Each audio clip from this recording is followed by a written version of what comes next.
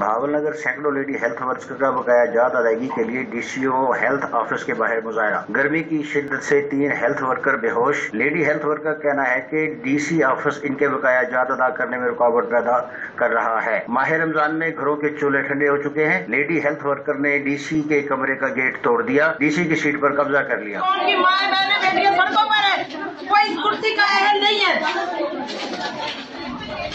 इस कुर्सी में बैठने का कोई हक नहीं है डिप्टी कमिश्नर को। 1.5 महीना हो गया हमारी बात नहीं सुन रहा वो।